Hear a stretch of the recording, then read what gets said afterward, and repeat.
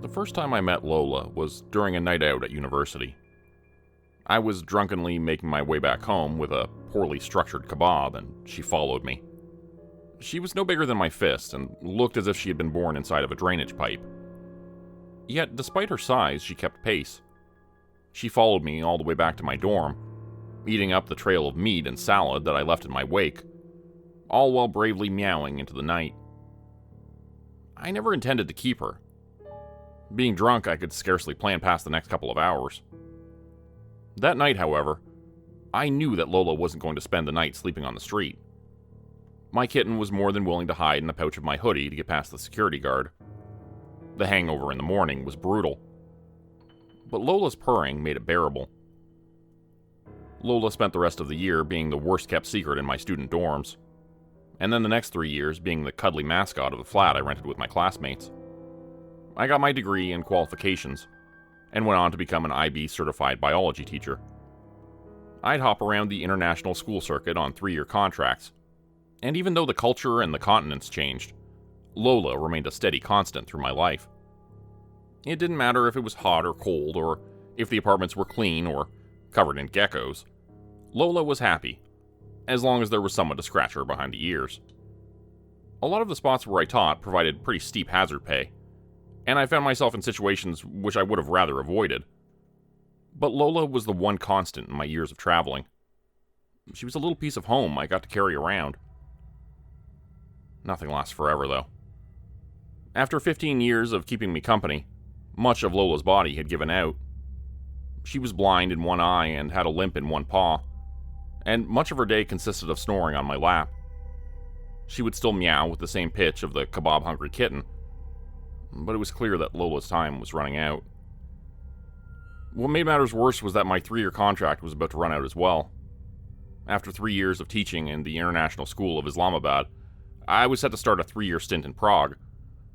The day of flights and layovers would surely kill Lola. I couldn't bear the idea of having her final moments in the cargo hold of a plane. The thought of leaving her behind, however, was just as bad. Lola was old and confused. I hated the idea of her going into the night without my company. Moving across the continent is hectic enough, but as the days counted down to my departure, all I could think about was the question of Lola.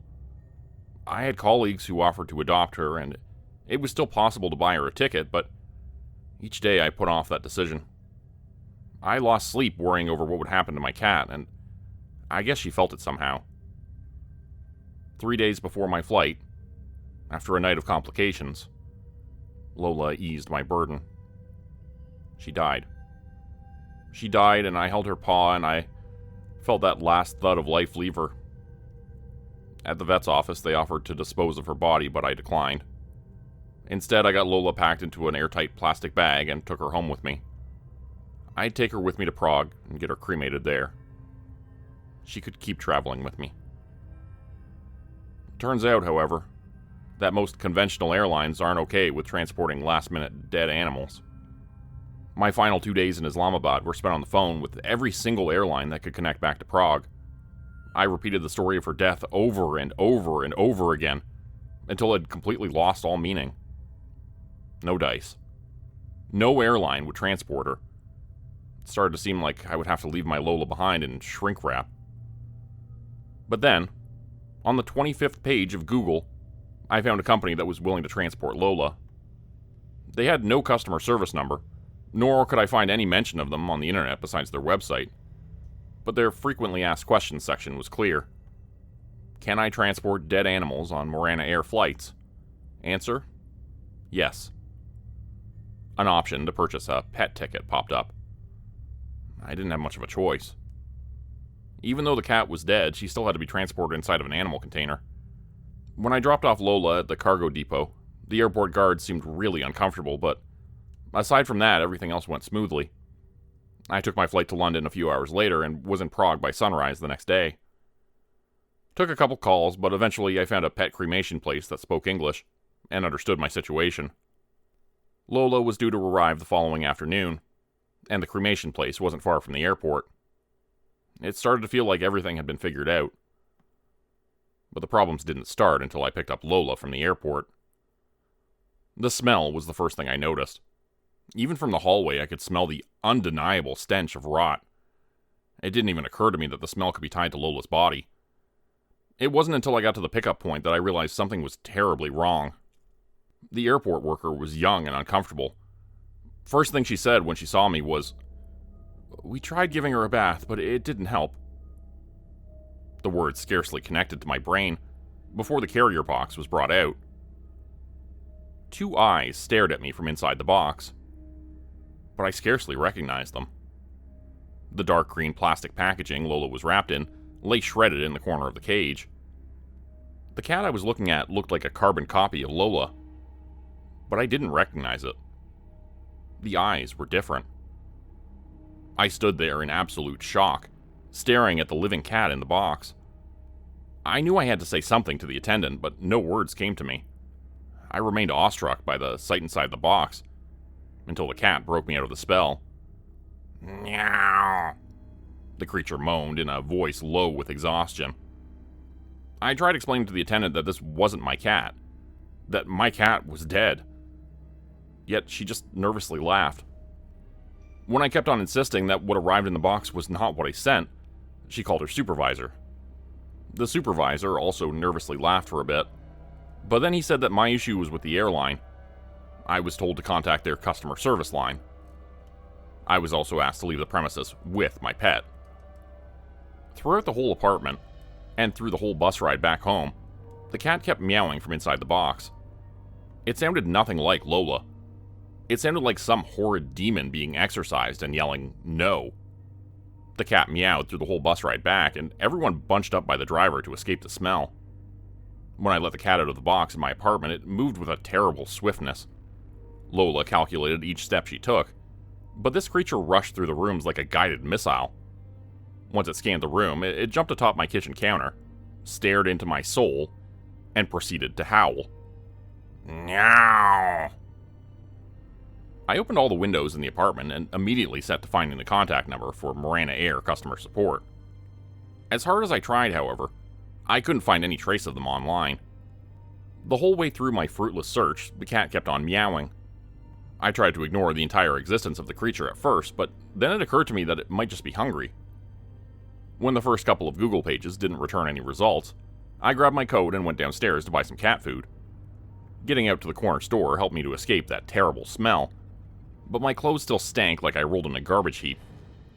When I returned back to the apartment, I gagged. The smell had soaked into everything I owned. It won't eat. It won't drink. All the cat does is sit and stare and moan in those horrid low tones. It looks like my Lola, but I know better. I know that Lola drifted off to sleep on a chemical cocktail thousands of miles away. Whatever's sitting in front of me isn't her. It might be using her body, but it isn't her. The email confirmation about Lola's ticket is linked to an email address that's a mix of random letters and numbers. My browser history shows no sign of this Morana Air, and the people at the airport keep on hanging up on me. I don't know what to do. That's why I came here, to this sleepless corner of the internet. If anyone knows what to do with this creature, or if anyone has any shred of insights about how this could have happened, please reach out. I really, really, really want to put all of this behind me. I just want to wake up tomorrow morning and pretend that Lola died at a vet's office in Islamabad and move on with my life. The past 48 hours have been absolute hell, and again, I want to move on. But I feel like I owe you guys an update. For those of you who are not familiar or forgot, I posted on here last night about Lola, my cat. I was moving from Islamabad to Prague for a teaching job, and shortly before my flight, Lola died. My airline wouldn't take her body, so I booked her a flight through Morana Air. When she arrived, she wasn't dead anymore. Well, it's not really Lola. The body that the creature inhabits used to belong to my dear Lola. Of that, I'm sure. But whatever came out of that animal carrier is not my cat. It howls in this horrid way, and it smells like rotting meat. My Lola died, and I was still growing to accept that. And suddenly this horrible creature got thrust into my life. There were a couple of nice comments when I originally told you my story, and I guess it's because of them that I'm back. But god damn it, there were so many of you telling me to just keep the cat. More proof the internet is filled with crazy people. This thing stank to high heaven and was not meant to be alive. I knew I had to get rid of it somehow. I tried calling some adoption places last night, but none of them spoke English. There was a new faculty city tour coming up in the morning, so I figured I would ask someone there. I thought that one night with the weird howling creature would be manageable. It was utter torture. Back at the start of my career, I was working in Estonia, and I supervised a history class trip to Berlin. During our second night at the hotel, one of the kids tried climbing over the balcony to reach his classmate's window and fell. He just broke his leg, but it was a pretty long drop. The amount of worry and dread I went to sleep with that night in Berlin is just about the only thing comparable to last night. The inescapable stench, the terrible noises, the stare. I spent the whole night in utter dread. The creature spent the whole night shifting its gaze between me and the pigeons gathered on the other side of the courtyard. Around 4 or 5, I lost my nerve and tried pushing the cat out onto the roof. I figured if it was so interested in the pigeons, it could go out and investigate them on its own. The undead cat did not like that. The moment I touched it, the creature hissed and scratched and revealed teeth completely unlike those that Lola had. I had to do the 3-hour city tour in the morning on no sleep whatsoever. What was considerably worse was that the smell of death had fused into my clothes, and people noticed. Prague is a fascinating city, but hearing about its history while sleep-deprived and smelling like an overfilled trash can is far from pleasant. No one from the school staff had any idea about pet adoption centers, but one of the folks who helped me organize the tour told me she would send me some info on Monday when the school year started. I wasn't about to start talking to a new colleague about undead cats. I just made it sound like I was planning on adopting myself. Staying with the cat until Monday, though, was out of the question. I was going to scour the expat-friendly section of the internet for a place to drop off the cat. But throughout the tour, the guide seemed to constantly find reasons to talk about how Prague is the most haunted city in Europe. When he took us for a beer after the tour, as a joke, I asked if he knew of any paranormal experts to consult with in Prague. Without missing a beat, the guide provided the business card of a woman who dealt with the occult, and spoke English. She had an office at IP Pavlova, and could help with whatever strange problems one might encounter around Prague. Being out in the fresh air helped me forget the horrid smell of the undead cat. Returning back to my apartment provided a terrible reminder. The sounds it made.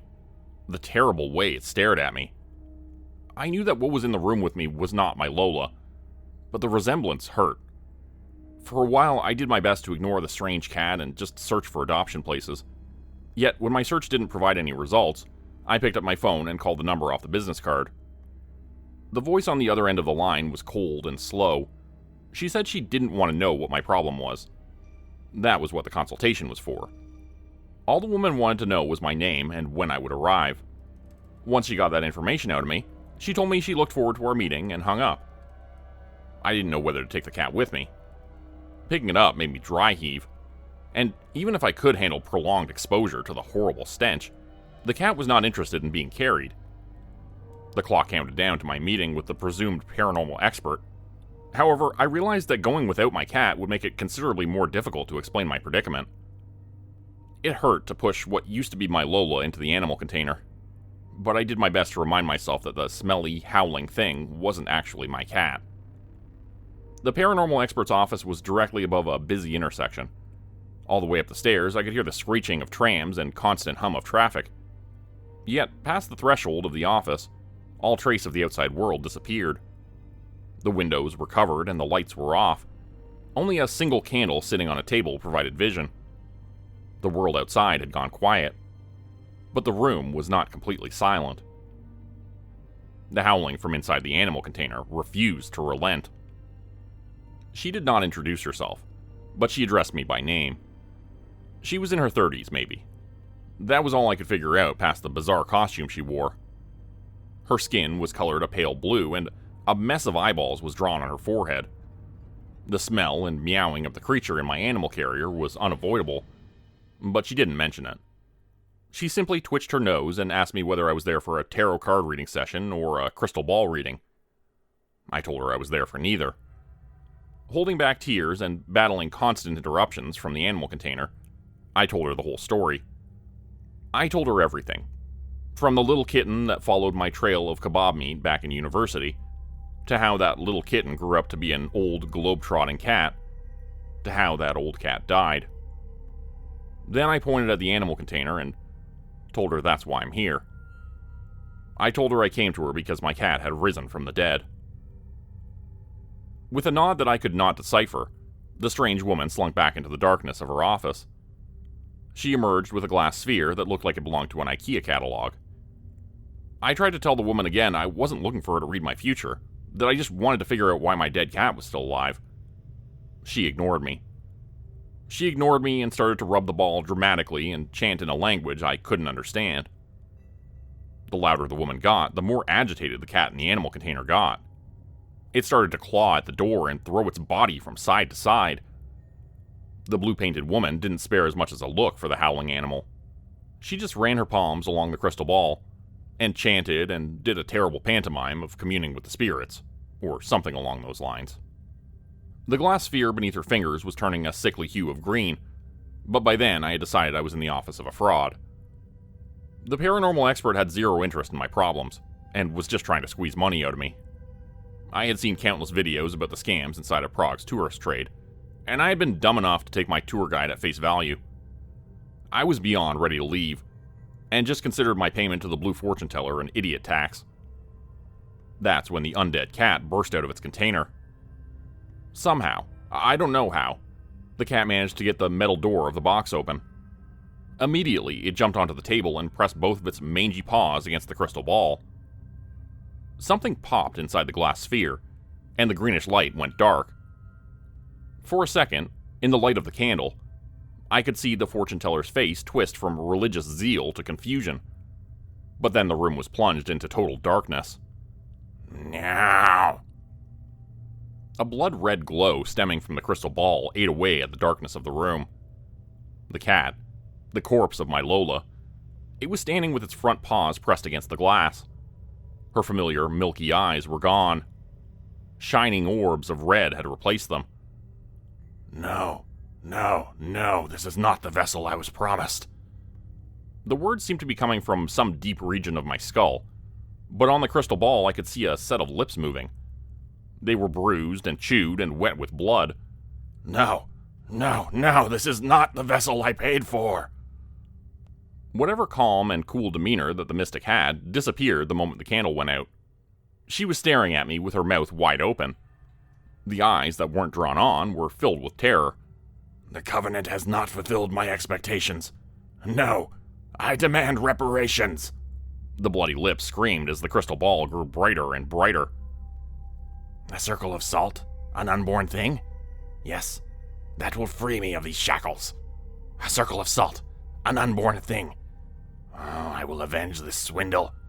A circle of salt. An unborn... The crystal ball shattered in a flash of light. For a moment, as the room fell back into complete darkness, I could see the cat's eyes glow red in the dark like two fading embers. When even those went out, for a breath or two, the room plunged back into utter silence. I asked the fortune teller what to do. The blue lady shoved me out of the room. All trace of the mystic in her had disappeared. She was scared.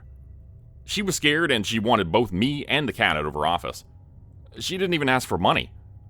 She just shoved me outside her door and closed it and locked it and refused any other form of communication. I was left alone again with the corpse of my cat.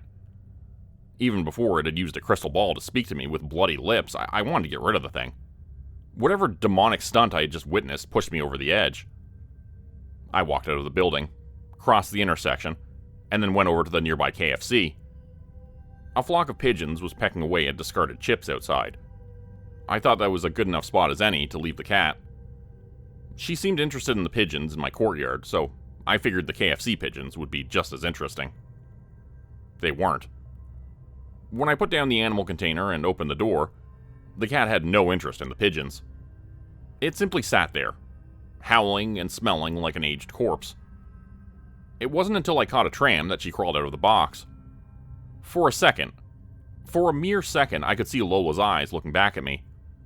Then the doors closed and the tram screeched off. I'm not one for crying on public transport, but I did. I cried to a point where 3 separate people came to talk to me. 2 of them came to check that I was okay. 1 of them came to tell me to keep it down. The good old charms of city life. I've cried on the tram ride back home, but I've got no more tears to give. I'm done now. I'm done with this whole insane situation, and I'm gonna move on with my life and pretend as if nothing happened. I owed you guys an update, and now you have it. Never coming back to this weird corner of the internet. I'm never going to think about what happened to my poor Lola again. She died in a vet's office 1,000 miles away, and that's it. She died and she got buried, and I've never heard the name Morana Air. I know I promised I wouldn't come back to this corner of the web. Honestly, when I made that promise, I was sure I'd keep it. When my situation developed the following night, I kept mum. Just like I said the last time that I came here, all I wanted to do was move on. And I did move on. For a couple of months at least. I didn't speak about Lola. I did my best not to think about Lola. And for a couple of months, it worked. The reality that my furry companion was used as a flesh puppet by some eldritch force became so distant that it could be ignored. Until tonight. After months of not having to deal with the incomprehensible realities of Morana Air, tonight I was confronted by those terrible questions again. I came here partially to clear my head, and to try to make some sense of what I witnessed tonight. I also came here because you all have been spamming my DMs begging for closure.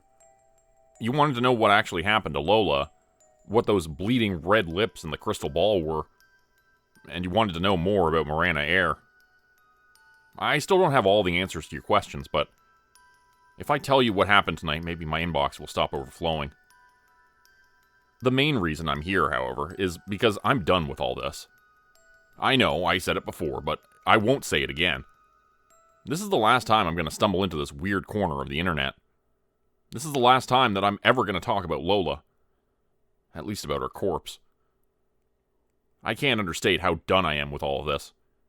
What happened, happened. I just want to go back to my regular, comprehensible life. Before I do, however, I guess I need to close the book on this chapter of my existence. Consider this post one big slamming of those pages. If you're not familiar, I came to this forum a couple months back to talk about my cat, Lola. She died right before I was meant to move halfway across the globe, and I was forced to use Morana Air to transport her corpse. I've had Lola for over 14 years. Seeing her go was beyond heartbreaking. But what I found at the Prague airport was considerably worse. My cat wasn't dead anymore. My dead cat arrived alive and, well, different.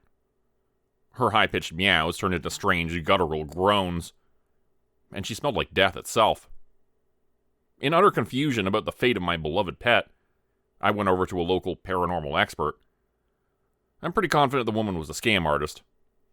But during the meeting, my cat managed to get its paws on her crystal ball. Whatever was pulling the strings inside my dead cat, it communicated with us. It talked about vessels and rings of salt and finding things that are not yet born. Crazy, spooky shit. That's when I called it quits.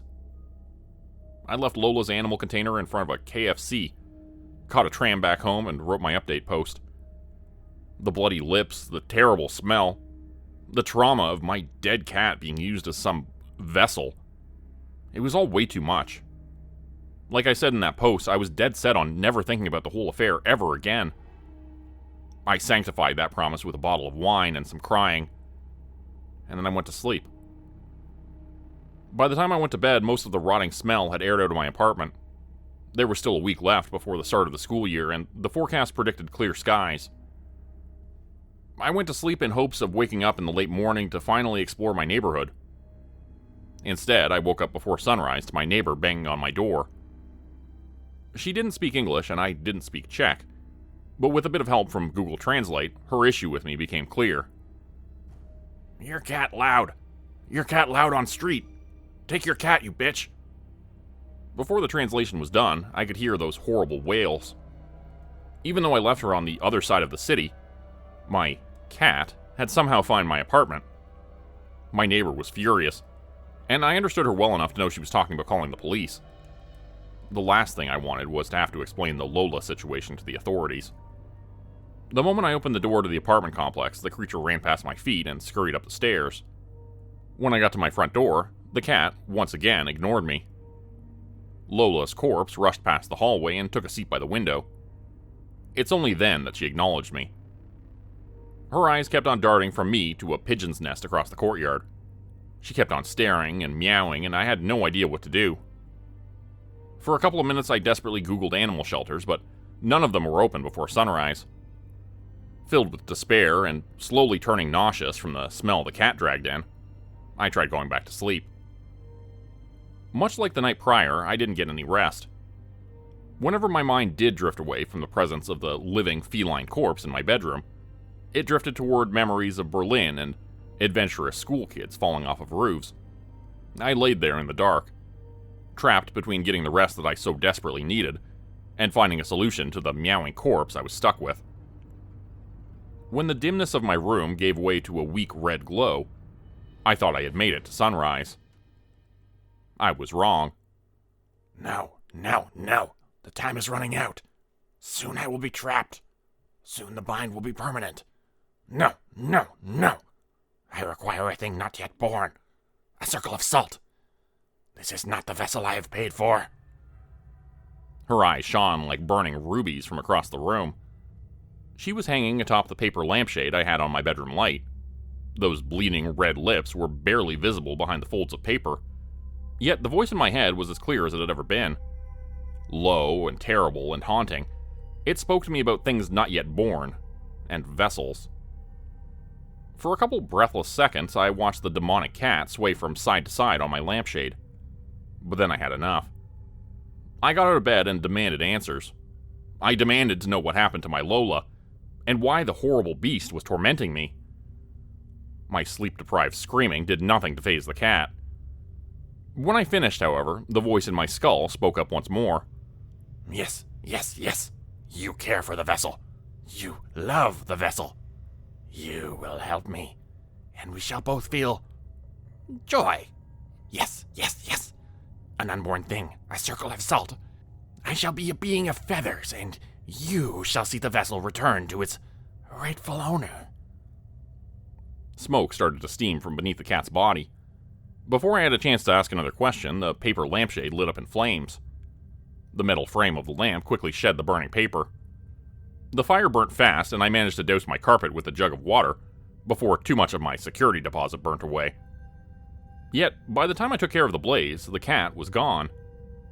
She had hopped right out of the window, walked on the tin roofs, and sat right by the pigeon's nest across the courtyard. The creature's gaze was singular. It wanted me to follow. Crawling 8 stories in the air over ancient roofs, just to follow a cat that was meant to be dead, was the last thing I wanted to do with my morning. I don't like heights, and more importantly, I'm not insane. Instead, I brewed myself a coffee in hopes of finding some rhyme and reason in my life. The caffeine helped. The lack of a horrid-smelling corpse in my apartment helped even more. As I stood by my window watching the cat, however, those demonic words kept on slithering through my head. You shall see the vessel return to its rightful owner. Maybe it was the jolt from the coffee combined with sleep deprivation. Maybe it was the promise of seeing Lola again. Maybe I just wanted the whole dead cat affair to end, and crawling out of that window seemed like the only choice. Whatever the reason, that's what I did. I got on all fours and crawled across the tin roofs to retrieve the thing that was not yet born. The journey to the nest was quick. The metal beneath me groaned, and somewhere in the back of my head there was a voice that kept on insisting I was going to tumble to my death. But I moved quickly. The nest on the other side of the courtyard was constructed from straw and plastic bags and cigarette butts. A lone, inch-sized egg sat in its center. As if mimicking the gentle movements of my Lola, the cat nudged the egg with its nose. Then, once my goal had been accomplished, the cat scampered back on the roofs and returned to my apartment. My journey to the nest was quick, yet the return took an eternity. The fear and insanity of where I was and what I was doing caught up with me. My movements were much less sure than the cat's, and my weight left a considerable trail of dents. About halfway through my journey, a spot on the roof where I had crawled over before shifted and sent me sliding down towards certain death. Luckily, I managed to stop myself from falling by shoving my foot into one of the ancient rain gutters. Most of that morning has been forcefully scrubbed from my memory, but balancing on the edge of a roof with a pigeon egg stuck between my thumb and forefinger will stay forever seared in my mind. When I entered my apartment again, the cat seemed to express something resembling joy. Its howls were still dark and undeniably eldritch, but the cat moved around excitedly as I drew a circle with my salt shaker. I placed the tiny egg in the middle of the circle, making my kitchen counter look like a cartoon eye. My mind was completely blank after crawling over roofs, and I was barely holding myself together. But my guess was correct. When I placed the egg in the circle of salt, the cat curled up around the egg and started to purr. It started to purr, and it sounded exactly like my Lola. The cat sat in the circle of salt and purred, and slowly, ever so slowly, its fur started to bristle. The coarse gray of my dead cat's fur faded into the fluffy white of Lola's youth. With her eyes still closed, she started to meow. That horrible dark tenor was completely gone. The cat on the counter sounded just like my Lola again. When she opened her eyes, the milkiness was completely gone from them. She could see again. She could see, and she didn't look a day older than when I moved into my first student flat.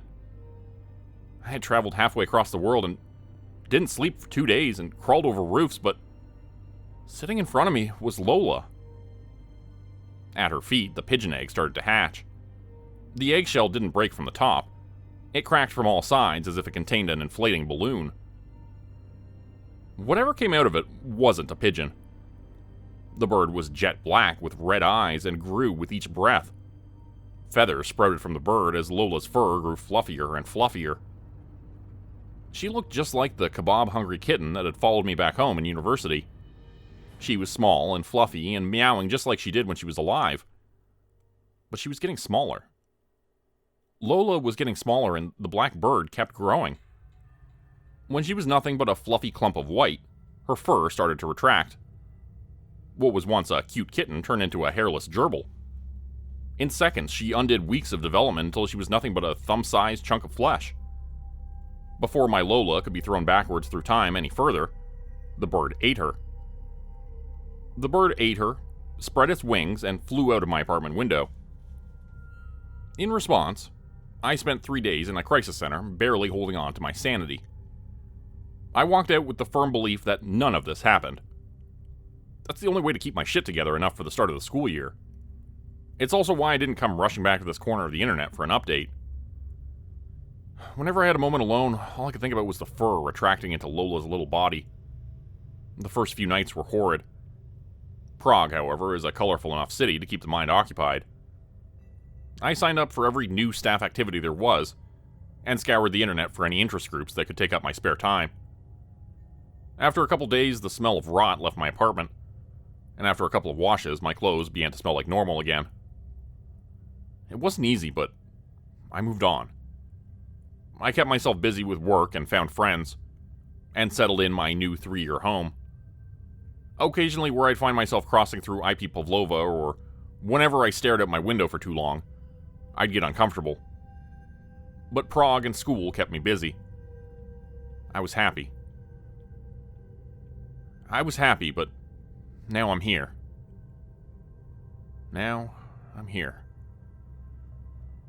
One of my friends threw a birthday picnic near the Letna beer garden today.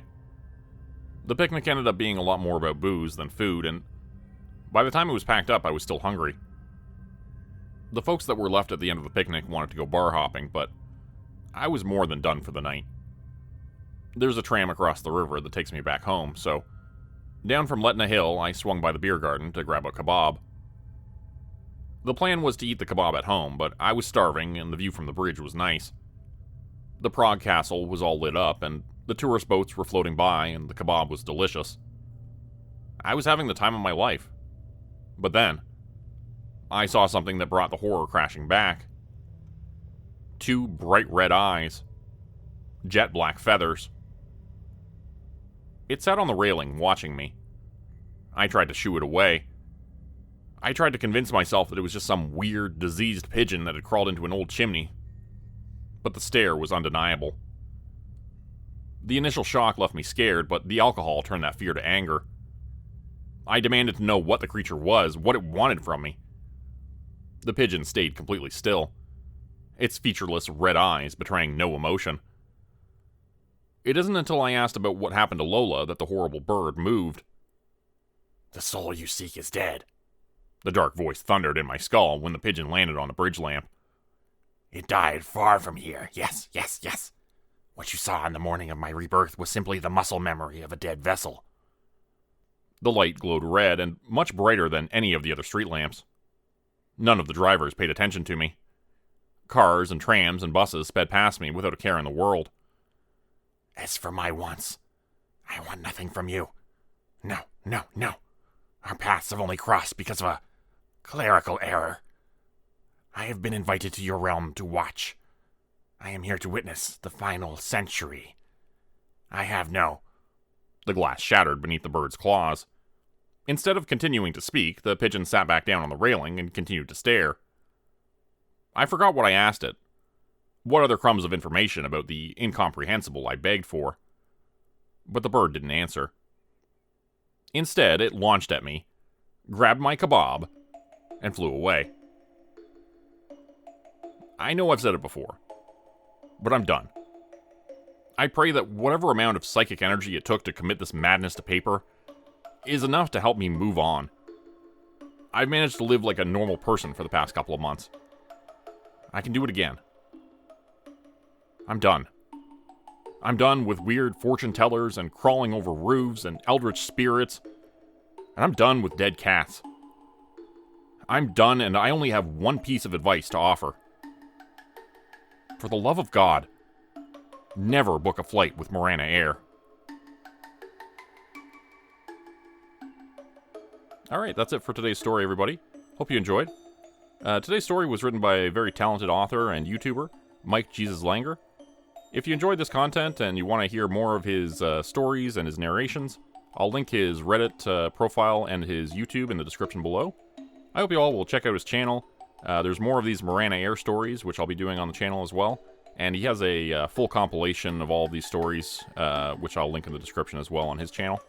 I actually wrote one of these as well, called Welcome to Morana Airlines, Stay Forever. And that one will be coming up on this channel as well in the near future. Thanks everybody for listening, and see you again next time at 4 p.m. Eastern Standard Time. Become a channel member today for early access, bonus videos, and special emojis only available to members. Check out the description below or click the join button for more info. If you'd like another way to help support the channel, please consider joining my Patreon page at patreon.com/JordanGroupeHorror. As a patron, you'll get access to bonus videos and content. You'll be credited at the end of every video going forward, and if you decide to stay for 3 months, I'll name a character after you, which will be featured in a Hollow's End story. Links to join the Patreon are in the description. Thanks everyone for listening. Please like, subscribe, and comment to help the channel continue to grow. And see you again next time at 4 p.m. Eastern Standard Time. Hope you have a great night.